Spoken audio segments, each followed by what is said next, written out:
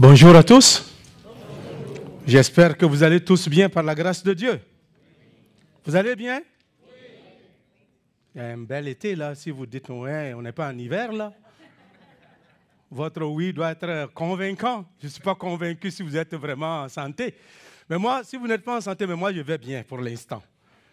Jusqu'à la fin, on ne sait pas qu'est-ce qui va se passer. Mais pour l'instant, je vais bien. Alors, je suis content d'être avec vous. Merci à l'équipe musicale qui nous a conduits dans la louange et l'adoration ce matin. Que Dieu soit loué.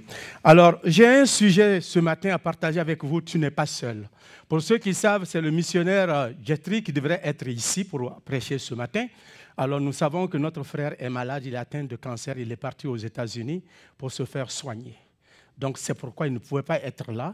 Donc, avec la permission des anciens, j'ai pris la parole pour pouvoir apporter la parole à sa place. Mais vous voyez qu'on ne se ressemble pas. Je ne le ressemble pas non plus. OK. Alors donc, je vais parler, tu n'es pas seul. Combien de personnes ce matin se sentent seules? Soyons honnêtes. Combien de personnes se sentent seules comme enfants de Dieu, faisant partie de la société? Tu es un humain comme tout le monde.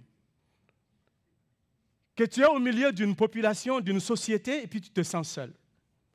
Tu es marié, mais tu te sens seul. Tu es comme tu n'as pas de mari, tu es comme tu n'as pas de femme. Tu travailles au milieu de plusieurs personnes, mais tu te sens seul. Tu as beaucoup d'amis Facebook, 100 000, 200 000, mais tu es seul. Alors, qu'est-ce qu'on fait avec cette forme de solitude dans notre société?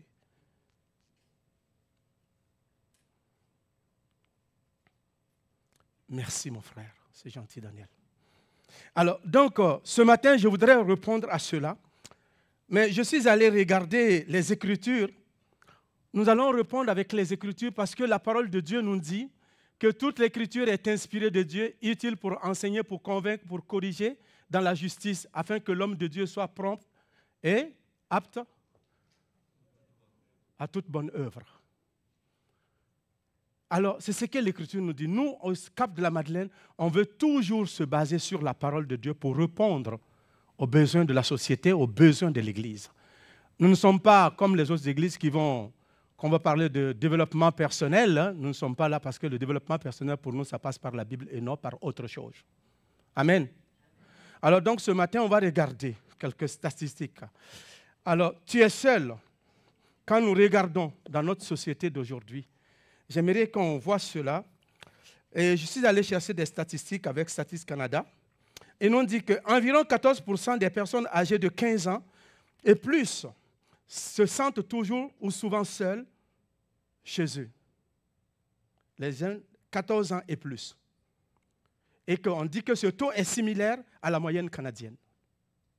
Et on continue que chez les jeunes de 18 ans à 24, 46% déclarent s'être sentis isolés au cours, au moins, des périodes des fêtes, c'est-à-dire au mois de décembre.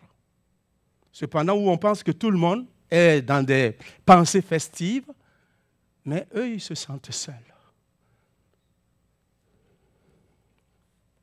Ils continuent et disent, en 2023, 38% des personnes âgées de 24 ans à 44 ans et 22% des personnes âgées de 45 à 59 ans et 15% des gens de 60 à 69 ans, 19% des gens de 70 ans et plus se sentent seuls. Ce n'est pas énorme ça? C'est beaucoup. Alors, je me suis posé la question, est-ce qu'à l'église aussi on se sent seul? Est-ce que ces statistiques qu'ils ont sorties là, est-ce que ça s'applique au peuple de Dieu comme église, comme famille de Dieu? Est-ce que ça s'applique à nous? Ou bien c'est un échantillon de personnes qu'ils ont pris isolées sur la planète et qu'on dit que c'est le Québec et le Canada. Alors si nous faisons partie des Canadiens, ça voudrait dire que ça nous touche. L'Église n'est pas exemptée de cela. Alors que devons-nous faire face à ça? Alors ce matin, je voudrais vraiment répondre parce que la parole de Dieu nous dit que Dieu est toujours avec nous, que nous ne sommes pas seuls. N'est-ce pas? Mais cependant, quand un chrétien se sent seul, qu'est-ce qu'il faut qu'il fasse? Donc, je voudrais qu'on regarde pourquoi tu n'es pas seul. Pourquoi tu ne dois pas se sentir seul. Pourquoi nous ne sommes pas seuls? Parce que l'Écriture est claire dessus, à cause de la promesse de Dieu. Dieu a promis que nous ne serons pas seuls. Alors, la promesse de la présence de Dieu avec nous. Et Dieu nous dit ceci quand nous regardons dans Exode, chapitre 33, verset 14. L'Éternel leur répondit, « Je marcherai moi-même avec toi et je te donnerai du repos. » Je marcherai moi-même. Et ça c'est dans le contexte quand Dieu parle à Moïse et à Israël. Il les rassure que lui sera devant eux. Je vais vous sortir. Je vais vous amener dans un endroit, je serai avec vous. Vous ne serez jamais seuls. Et dans Josué, il nous dit la même chose aussi. Et dans Ésaïe aussi, il dit la même chose. Et quand nous regardons dans Ésaïe 41, verset 10, il dit « Ne crains rien, car je suis avec toi. Ne promène pas de regard inquiet, car je suis ton Dieu. Je te fortifie, je viens à ton secours. Je te soutiens de ma droite triomphante. » Israël, à un moment donné, avait perdu confiance. Ils s'étaient détournés de Dieu. Et Dieu les appelle. Et puis il les rassure que lui sera avec eux. Il les invite à faire confiance à lui l'Éternel. Il dit, je ne t'abandonnerai pas. Ne crains pas. Comme quoi je ne vais pas te punir au-delà de ce que tu penses. Je ne vais pas te punir si tu te repens, si tu es sincère. Ne crains pas, viens. Et puis je vais te rassurer de ma présence que je suis avec toi. Je suis avec toi non seulement pour te flatter, je suis avec toi non seulement pour faire n'importe quoi avec toi. Non, je suis avec toi. Pour quoi faire? Pour te fortifier. Je viens à ton secours. Je te soutiens de ma droite triomphante. Pour te fortifier. Quand on a besoin d'être fortifié, c'est parce qu'on est faible. Il va te fortifier non avec le lait censure. Hein? C'est pas ça. Ce n'est pas avec les yaourts qu'on vend dans nos dépanneurs. Ce n'est pas avec ça qu'il va te fortifier. Mais il va te fortifier avec sa parole et sa présence. C'est ce que Dieu nous dit. Il va te secourir. Il vient à ton secours. Et il dit, je te soutiens de ma droite triomphante. La droite de Dieu, c'est la puissance de Dieu qui n'a jamais fait faillite. Qui n'a jamais failli. C'est la puissance de Dieu qui triomphe de tout. Il dit, je suis là avec toi. Dans Josué, vous connaissez l'histoire de Josué. Chapitre 1, verset 9, il dit, ne t'ai-je pas donné cet ordre? Fortifie-toi et prends courage. Ne t'effraie point, ne t'épouvante point. Car l'Éternel, ton Dieu, est avec toi dans tout ce que tu entreprendras. Et le contexte de ce verset, c'est que Josué devient du jour au lendemain le leader d'Israël quand ils sont sortis de l'Égypte après 40 ans de marche dans le désert. Moïse, le grand Moïse, celui qui parle face à face avec Dieu, celui-là même qui plaide avec Dieu par rapport à son peuple, vient de mourir. Le leadership dans Israël, ils n'ont connu aucun autre leader que Moïse. Et là, c'est Josué qui va porter les souliers de Moïse. Et Dieu lui dit, lève-toi Josué, serviteur de Moïse. Et c'est toi qui mettras ce peuple en possession de la terre que j'ai promis à ses ancêtres de leur remettre, de leur donner. Et dans ce contexte, il lui parle. Fortifie-toi, prends courage. Ne t'effraie point, ne t'épouvante point. Sois rassuré. Je serai avec toi. L'Éternel, ton Dieu, sera avec toi. Et dans tout ce que tu entreprendras. Mais avant ce verset, il dit, je serai avec toi comme j'ai été avec Moïse. Et Josué a été témoin de la présence de Dieu avec Moïse. Il sait comment Dieu s'est déployé et les miracles et les merveilles que Dieu a fait avec Moïse. Donc Dieu le rassure, je serai avec toi. Comme j'ai été avec Moïse. Pour cela, tu n'as pas à craindre, tu n'as pas à avoir peur. Aie courage. Et tout lieu que foulera la plante de vos pieds, je vous donnerai cela en possession. Nul ne tiendra devant toi tant que tu vivras. Il peut y avoir une parole plus encourageante que celle-là? Il peut y avoir une parole plus encourageante que celle-là? Et c'est Dieu qui encourage Josué. Il pourrait dire, oh, t'en fais pas, je vais m'occuper de tout. Reste assis, bouge pas. Mais Josué doit se battre. Même si Dieu lui a donné toute cette assurance, Josué doit se battre. Josué doit prendre des armes. Il doit aller au combat. Il doit affronter l'ennemi. Il ne peut pas s'asseoir dans ses souliers, dans ses ébois. Et puis, Dieu, tu fais le combat pour nous. Saint-Esprit va à droite, va à gauche. Non, non, non. Il faut qu'il mène le combat comme tout le monde. Et Dieu lui donne la victoire. Nous avons un combat à faire. Oui, Christ a triomphé de tout, c'est vrai. Mais il y a notre part que nous devons faire. Pas pour être sauvés. Il a triomphé de tout, il nous a donné le salut. On n'a rien à faire pour ajouter dessus ou bien retrancher. Mais ce qui concerne notre sanctification personnelle et progressive, nous avons amené un combat aussi. Est-ce que je suis clair ce matin? Est-ce qu'on comprend ce que je dis? Le volume est bon? Parfait.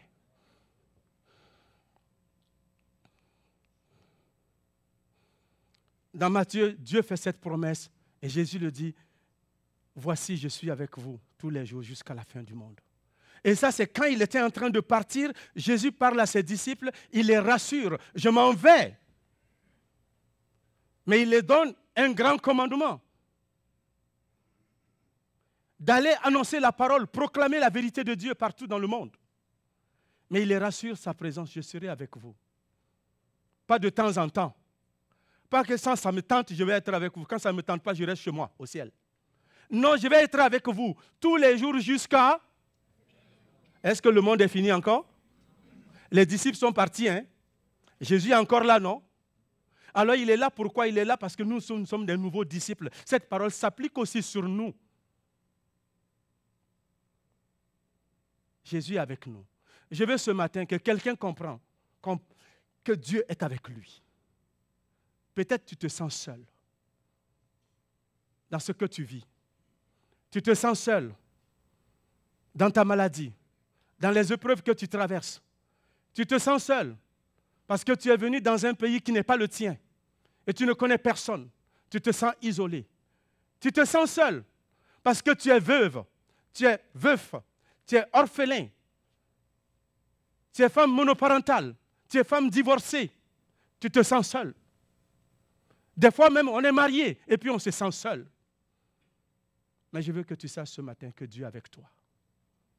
Je veux vous encourager, je veux m'encourager, chacun de nous, que quelle que soit la situation que nous traversons, nous pouvons avoir l'impression que nous sommes seuls. Mais notre impression ne définit pas l'absence de Dieu véritablement. Dieu est toujours avec nous parce qu'il a promis qu'il sera avec nous. Et ce n'est pas un homme pour mentir, c'est un Dieu qui dit la vérité. Et quand il dit, il le fait.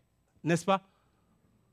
Alors, on voit ce verset tantôt ici, qui nous dit dans Nombre 23, 19. Dieu n'est point un homme pour mentir, ni le Fils de l'homme pour se repentir. Ce qu'il a dit, ne le fera-t-il pas? Ce qu'il a déclaré, ne l'exécutera-t-il pas? Puisqu'il a dit, il va le faire. Et dans Josué, Josué rassure à la fin de sa vie, il rassure Israël. Il les fait asseoir pour montrer comment Dieu est fidèle. Le Dieu qui lui a promis qu'il sera avec lui et qu'il combattra avec lui et qu'il le soutiendra, qu'il le fortifiera. Et ce même Dieu-là, à la fin de la vie de Josué, Josué s'assoit pour faire le bilan avec Israël. Et il dit à Israël, voilà ce que Dieu a dit. Il dit, toutes les bonnes paroles que l'Éternel avait dites à la maison d'Israël, aucune n'est restée sans effet. Toutes s'accomplirent. Amen. Ce n'est pas moi qui le dis, c'est la parole de Dieu qui dit. Et c'est Josué qui a été témoin, qui a vécu des moments difficiles de stress, mais il dit que toutes les paroles de l'Éternel se sont accomplies. Toutes ces promesses se sont accomplies. Donc j'aimerais ce matin que vous compreniez que nous sommes avec un Dieu qui a fait des promesses à nous, et ce Dieu-là, il ne va pas nous abandonner. Ton mari peut t'abandonner, ta femme peut t'abandonner, tes enfants peuvent t'abandonner. Tes amis vont t'abandonner. Ton patron va t'abandonner parce que quand tu vas aller à la retraite, il ne viendra pas te voir. Il ne se souviendra même pas de toi. Parce que tu as été un employé, tu te dis, je ne te dois rien, tu as travaillé, je t'ai payé, puis point à la ligne, c'est terminé. Mais Dieu dit, je serai avec toi, même quand tu es à la retraite. Même quand tout le monde t'aurait abandonné. Même quand personne ne penserait à toi. Je veux que tu te souviennes qu'une personne sera avec toi, c'est Dieu. Lui, il ne t'abandonnera pas. Amen. Maintenant, comment Dieu a-t-il manifesté sa présence? Quand il a promis, je serai avec toi. On vient de voir que Josué dit qu'aucune de ses paroles n'est restée inefficace. Tout a été accompli. Maintenant, comment Dieu a-t-il manifesté sa présence? Alors, nous pouvons regarder avec Joseph. Dans le cas de Joseph, Dieu manifeste sa présence avec Joseph comment? Joseph était vendu par ses frères. Ils sont descendus, les Ismaélites l'ont acheté. Ils l'ont envoyé chez Pharaon. Et il est vendu à l'officier de Pharaon, Potiphar, qui l'achète et qui le garde dans sa maison. Mais on dit quoi?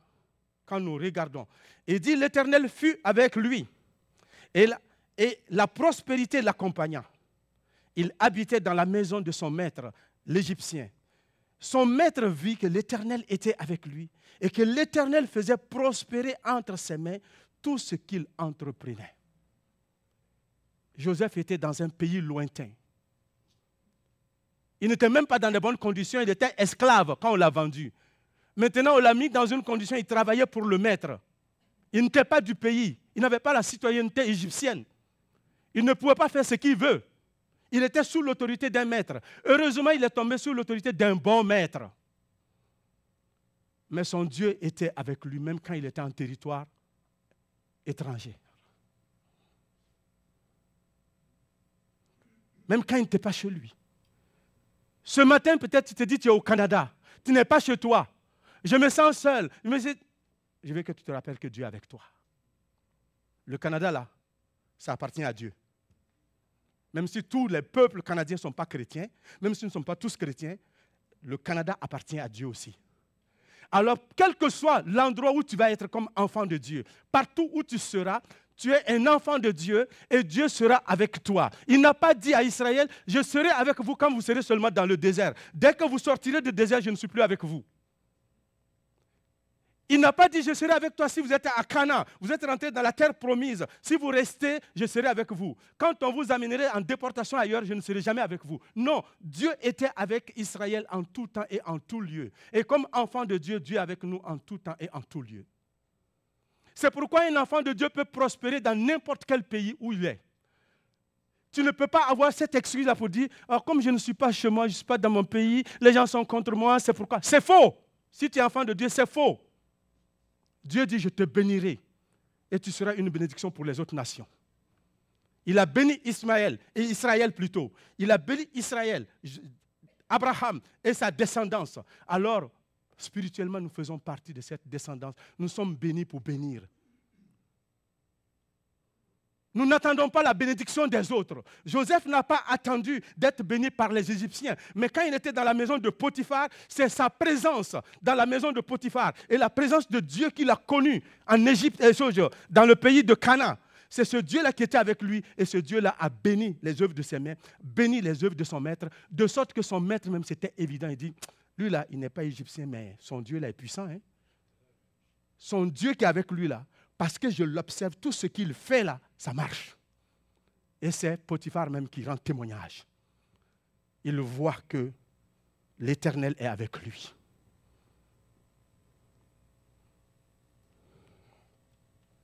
Dans l'Ancien Testament, nous voyons aussi que Dieu a manifesté sa présence, non seulement avec la prospérité par rapport à Joseph, mais avec Israël. Il a conduit Israël par la colonne de feu quand ils sont sortis de l'Égypte. Il a manifesté sa présence. L'arche de l'Éternel était avec eux, mais la présence de l'Éternel était avec eux. Dans la journée, c'était la colonne de feu et de nuée, et dans la nuit, c'était la colonne de feu. Pour que Israël voie la présence de Dieu constamment devant eux. Et il nous dit dans Exode chapitre 13, verset 21 à verset 22. L'Éternel allait au-devant d'eux, le jour dans une colonne de nuée pour les guider dans leur chemin. Et la nuit, dans une colonne de feu pour les éclairer, afin qu'ils marchent jour et nuit. C'est-à-dire qu'ils n'avaient pas à perdre le temps. Ils devaient marcher jour et nuit pour atteindre le pays promis. Et puis, le verset 22 nous dit quoi? Que la colonne de nuée ne se retirait point de devant le peuple pendant le jour, ni la colonne de feu pendant la nuit. Une présence constante de Dieu avec son peuple. Dieu était présent constamment avec eux. eux, ils voyaient la colonne. Quand ils se levaient le matin, la colonne était là, la nuée était là. Ils disaient, ah, le monsieur là est là, hein? Il n'est pas parti, il est là. La nuit, quand il se levait, on va aller, ah, il est là parce qu'il y a la lumière, hein? Le monsieur là. Mais lui, il ne dort pas, ou fait comment? Non, parce qu'il montrait à Israël que je ne suis pas comme les dieux des autres nations. Un Dieu fidèle, un Dieu présent. Alors ton Dieu que tu adores, celui que j'adore, qui s'appelle Yahvé Jireh, il est avec toi. Partout où tu seras. Tu n'as pas à te morfondre, tu n'as pas à avoir peur, tu n'as pas à vivre la solitude comme quelque chose de négatif, de mauvais. Mais tu dois savoir que même si tout le monde t'abandonne, Dieu est avec toi.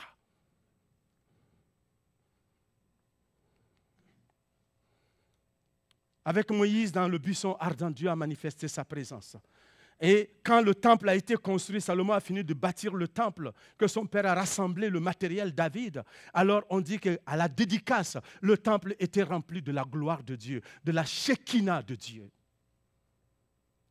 La Shekinah de Dieu, la présence de Dieu, la gloire de Dieu remplit la salle. Comme pourquoi pour dire à Israël, je ferai de ce lieu mon lieu d'habitation. Je serai avec vous.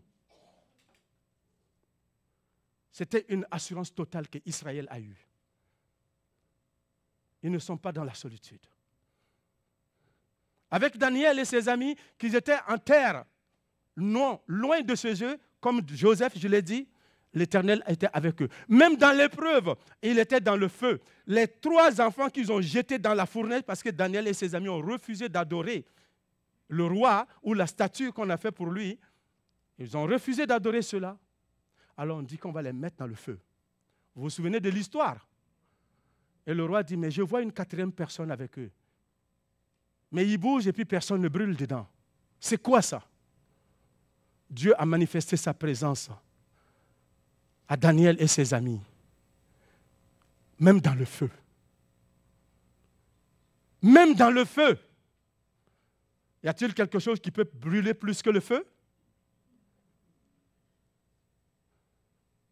Mais dans le feu, l'Éternel était avec eux. Je vais dire quoi? Que dans toutes tes épreuves ce matin, dans toutes les difficultés que tu traverses, Dieu est avec toi. Tu peux peut-être te sentir seul, mais tu n'es pas seul. L'assurance d'une personne est là et c'est Dieu. La Trinité est avec toi, tu n'es pas seul. Nous venons de voir dans l'Ancien Testament comment il a manifesté sa présence et dans le Nouveau Testament aussi, il a manifesté sa présence par l'incarnation de Jésus. Par son incarnation, il vient nous visiter. Alors l'Écriture nous dit dans Matthieu, quand nous regardons Matthieu chapitre 1 verset 23, il nous dit, voici la Vierge tombera enceinte, elle enfantera un fils et on lui donnera le nom Emmanuel, ce qui signifie Dieu avec. Dieu avec. Alors Dieu est avec nous. Tu as peur de quoi? Dieu est avec nous. Dieu dit, Jésus dit qu'il vient. Il a manifesté sa présence. On a vu dans l'Ancien Testament tout ce qu'il a prononcé, il a fait. Nous avons vu aussi comment il s'est manifesté avec eux. Dans le Nouveau Testament, il est annoncé qu'il va naître. Mais là maintenant, il vient en chair et en os. Parmi nous, Dieu avec nous.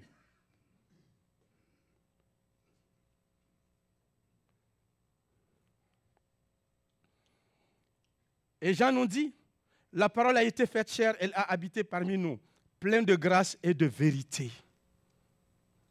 Donc l'incarnation de Jésus nous manifeste la présence de Dieu avec nous. Et Matthieu, qu'on a lu, qui dit, je serai avec vous jusqu'à la fin du monde.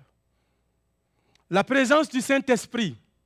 Dieu manifeste sa présence avec nous dans le Nouveau Testament par le Saint-Esprit aussi. Et il nous dit ceci, dans Jean 14, 16 à 17, il dit, et moi, c'est Jésus qui parlait à ses disciples dans ce contexte. Il les préparait à son départ. Et il leur dit, et moi je prierai le Père, il vous donnera un autre consolateur, afin qu'il demeure avec vous. Comment? Demeure avec vous éternellement. Il va demeurer éternellement avec vous. Est-ce qu'il est présentement avec nous? Même si on a des problèmes, est-ce qu'il est là? Il est là. Dieu a dit, il ne ment pas. Je vais être avec vous éternellement. Un consolateur qui sera avec vous éternellement. Alors les musulmans se basent sur ce verset pour dire que c'est Mahomet que Jésus a annoncé. J'ai dit mon œil, mon coude. Ce n'est pas Mahomet ça. Ce n'est pas Mahomet ça. Parce qu'on dit qu'il sera avec nous éternellement. Est-ce que Mahomet est avec nous? Il est mort, il est né, il est mort, ça tombe à la Mecque, à Médine. Et quand Mahomet, si on dit que c'est Mahomet, Jésus parlait à ses disciples et que le Saint-Esprit viendra, il va les consoler. Le Saint-Esprit, Mahomet est venu 600 ans après Jésus-Christ. Lequel des disciples que Mahomet a trouvé sur la terre pour le consoler? Dans ce cas, cette parole ne s'est pas accomplie. Mais l'Écriture nous dit que dans Actes, quand Dieu a promis, dans Actes, le Saint-Esprit est descendu sur les disciples. Dans la chambre haute, ils ont reçu le Saint-Esprit. Alors l'accomplissement de la promesse est fait. Des langues semblables à des langues de feu parurent, séparées les unes des autres, et elles se posèrent sur chacun d'eux. Ils furent remplis du Saint-Esprit.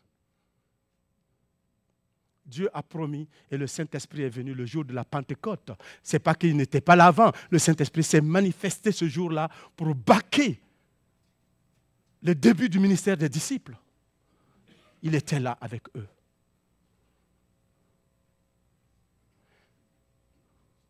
Et certains d'entre nous, je ne veux pas rentrer dans des critiques, d'autres nous disent que si tu es rempli du Saint-Esprit, tu dois parler en langue. Mais l'Écriture nous dit que tous ne parleront pas en langue. Tous prophétisent-ils? Non. Et puis, pour nous, le parler en langue n'est pas un signe initial qu'on a reçu le Saint-Esprit. La présence de Dieu en nous, le fruit de l'Esprit de Dieu dans ta vie est une preuve que tu as reçu le Saint-Esprit. Parce qu'en Afrique, j'ai vu beaucoup de chrétiens qui disaient qu'ils sont remplis du Saint-Esprit. Alors ils parlaient hoba, hoba, hoba, gada, gada, gada, godo, godo, godo. Ils se lançaient par-ci, par-là. Mais ils vivaient dans l'adultère. Ils couchaient avec la femme du voisin. Et puis il est rempli du Saint-Esprit. Vous allez me dire ça? Il volait son patron. Il est rempli du Saint-Esprit. Et quand il va en classe, il triche. Vous allez me dire qu'il est rempli du Saint-Esprit. Et la Bible nous dit quand on est rempli du Saint-Esprit, Galates 2, 25. Quand on lit Galates 5, 22 plutôt, nous voyons tous les fruits de l'Esprit. Le fruit de l'Esprit, l'amour, la joie, la bonté, la bénignité, la fidélité, la douceur, la tempérance, la paix. N'est-ce pas? Alors quelqu'un qui dit qu'il est rempli du Saint-Esprit, il est comme un chihuahua dans ta cour. Est-ce qu'il est rempli du Saint-Esprit, ça? Non. Donc, Dieu manifeste sa présence avec nous par son esprit. Et dans Corinthiens, l'Écriture nous dit, ne savez-vous pas que votre corps est le temple du Saint-Esprit et que l'Esprit de Dieu habite en... L'Esprit de Dieu habite en nous. Comme l'Esprit de Dieu habite en nous, donc Dieu est constamment avec nous. Toujours avec nous. Alors, une quatrième des choses qui est avec nous, c'est la famille de Dieu, l'Église, la présence de l'Église, la famille de Dieu, la famille spirituelle. Dieu le Père est avec nous, le Saint-Esprit est avec nous, le Fils est avec nous, l'Église est avec nous. Si tu te sens isolé, tu sens de la solitude, c'est parce que tu t'es éloigné de tes frères et sœurs. Tu t'es éloigné toi-même, tu t'es exclu. Et tu es allé dans ton coin, tu pleures tout seul. Tu ne vas pas vers tes frères et sœurs pour manifester, exprimer ce que tu vis. T'ouvrir aux autres. On ne devrait pas avoir de la méfiance dans la maison de Dieu les uns envers les autres. Vu qu'on a tous l'Esprit de Dieu en nous, vu que nous croyons au même message de Dieu, on croit à la parole de Dieu. Et cependant, on se méfie des fois des uns des autres. Je ne suis pas sûr s'ils m'aiment. Alors je vais aller de l'autre bord. Cependant, la parole de Dieu dit, tu aimeras ton prochain comme toi-même. Sans condition. Mais il m'a blessé, donc... Mais dans la vie, tu vas être blessé, même si ce n'est pas par tes frères de la maison. Il y a des gens dans le monde qui te blessent tous les jours. Dans la maison de Dieu, nous devons être ensemble. Nous sommes une famille. Nous sommes une famille. Et l'Écriture nous dit cela quand nous lisons. Si un membre souffre, tous les membres souffrent avec lui. Si un membre est honoré, tous les membres se réjouissent avec lui. Ça, c'est dans l'unité du corps que quand l'apôtre nous parle. Quand il écrit l'Épître aux Corinthiens, il nous parle dans l'exercice des dons, ainsi de suite. Il va venir nous parler, il donne des métaphores pour montrer comment le corps est un. Et dans Hébreux, on nous dit, veillons les uns sur les autres pour nous exciter à la charité et aux bonnes œuvres. N'abandonnons pas notre assemblée, comme c'est la coutume de quelques-uns. Mais exhortons-nous réciproquement. Exhortons-nous réciproquement. Alors, c'est intéressant. Et dans d'autres, et ici, c'est mutuellement, dans d'autres versions, c'est réciproquement. Nous avons la famille de Dieu pour être ensemble. Le chrétien n'est pas créé pour s'isoler. Et Dieu, au début de la création, il dit, il n'est pas bon que l'homme soit. Alors il a créé une femme.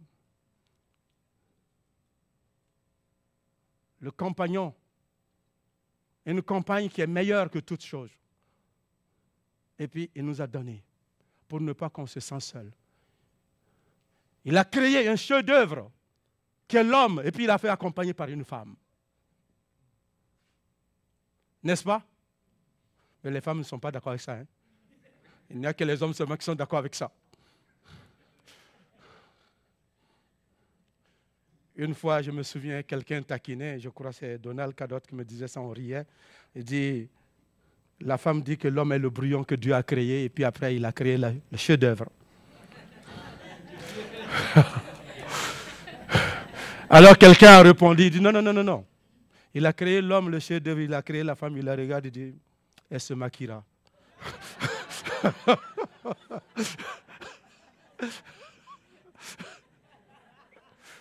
On ferme la parenthèse.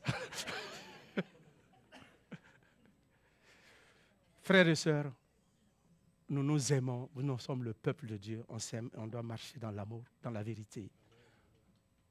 On ne doit pas voir un frère qui est isolé, qui est seul, qui est malheureux, et puis on le laisse. Une sœur, on la laisse, ce n'est pas bien.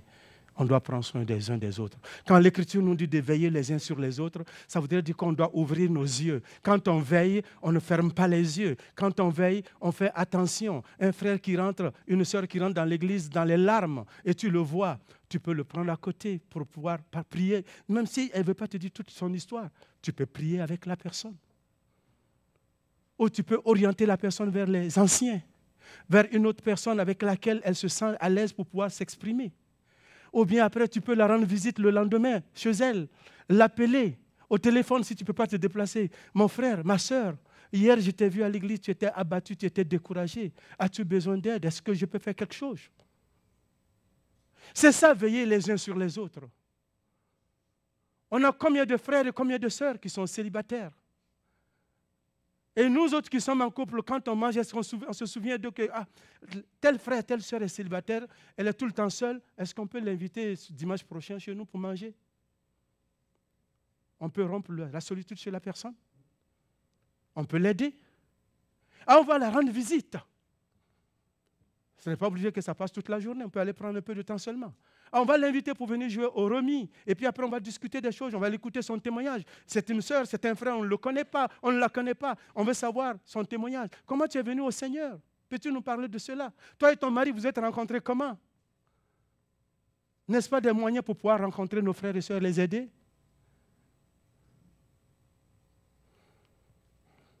Quand on veille les uns sur les autres, non seulement on protège l'autre, on l'aide, mais quand la personne est dans l'erreur, on l'aide aussi, on l'exhorte à sortir de l'erreur. On ne laisse pas la personne dans l'erreur. On ne dit pas, ouais, mais je l'aime, mais je ne veux pas bousculer. Non. Avec le péché, on ne joue pas avec ça, on ne négocie pas, on bouscule, on règle les choses, et puis cela avec amour et sagesse et douceur. Amen. Application.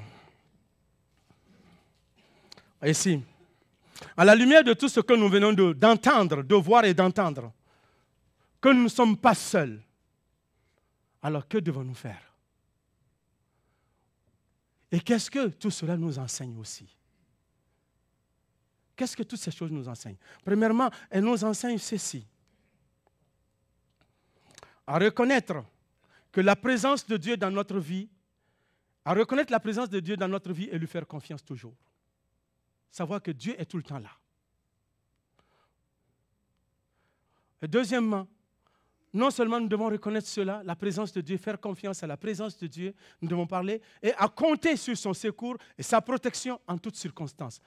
Quand je sais que Dieu est avec moi et que je peux compter sur lui, quand il y a des problèmes qui arrivent, la première personne que j'appelle, c'est qui? C'est Dieu. Il habite en moi, il est avec moi.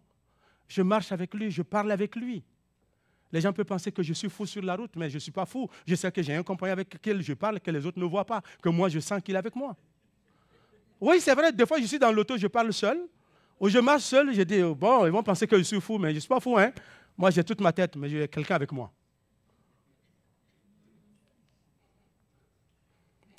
À se laisser guider et diriger par le Saint-Esprit dans nos décisions. Et même les moments les plus difficiles, je peux m'asseoir, parler à Dieu. Dirige-moi par ton esprit habite en moi, c'est un compagnon pour me guider, pour me diriger, pour m'aider dans mes choix, dans mes décisions et les choses qui me stressent.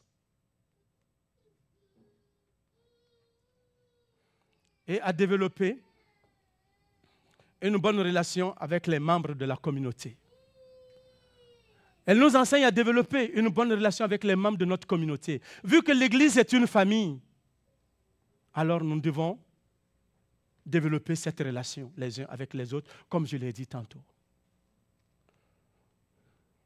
En conclusion, tu n'es pas, vous n'êtes pas, nous ne sommes pas, alors nous avons qui avec nous? Nous avons Dieu le Père avec nous. Donc tu n'es pas seul. Je ne suis pas seul. Jésus marche à mes côtés. Tu n'es pas seul. Je ne suis pas seul. Nous avons le Saint-Esprit avec nous. Tu n'es pas seul. Nous avons réellement la famille de Dieu avec nous, l'Église qui nous entoure. Donc tu n'es pas seul. Alors tu ne dois pas vivre seul à côté, isolé, frustré. Alors si les autres ne viennent pas vers toi, toi va vers eux. Amen. Notons bien, notre sensibilité, notre sentiment de solitude n'annule pas la présence de Dieu et de l'Église à nos côtés. Amen. Prions. Seigneur notre Dieu, ce matin, nous voulons te dire merci pour ce temps que tu nous as donné. Merci pour ta bonté, merci pour ta fidélité. Merci pour tes promesses. Merci de ce que tu es un Dieu présent, un Dieu constant, un Dieu fidèle, un Dieu qui ne nous abandonne jamais. Même quand nous t'abandonnons, toi tu ne nous abandonnes pas, tu viens à notre secours, tu viens nous chercher. Par ton esprit, tu nous éduques, tu nous parles, tu nous instruis à retourner à la maison. Et tu es prêt à nous pardonner à tout moment. Seigneur, aide-nous d'être une église, Seigneur, qui pense, Seigneur, qui est conscient de ta présence avec elle, mais aussi qui prend soin les uns des autres. C'est au nom et pour la gloire de Jésus-Christ que nous t'avons prié. Amen. Que Dieu vous bénisse.